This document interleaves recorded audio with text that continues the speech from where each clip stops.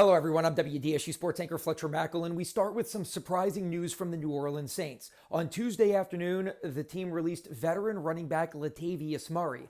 The move is surprising because in 2020, Murray had one of his best seasons as an NFL running back, averaging more than 4.5 yards per carry and 7 yards per reception. Plus, the Saints are always up against the salary cap, so had they released Murray in the offseason, they may have been able to save one of the veteran players that they eventually cut. So again, this is a bit of a surprise, but Murray did look bad in training camp. He really struggled and didn't seem to be the same player that he was even a year ago. With Murray being gone, replacing him on the roster is veteran cornerback Desmond Trufant. Now, we know that the Saints' home opener set for this Sunday in the Caesars Superdome against the powerful Green Bay Packers has been moved to Jacksonville, Florida because of the aftermath of Hurricane Ida. So gone is the home field advantage for the black and gold.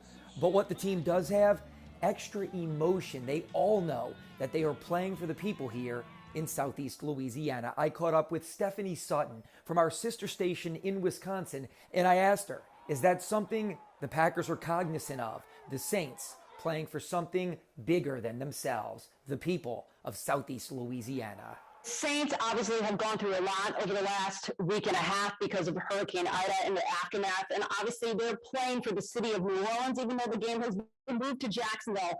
So they have a lot of emotion riding into this game. And yes, that is an advantage for the Saints.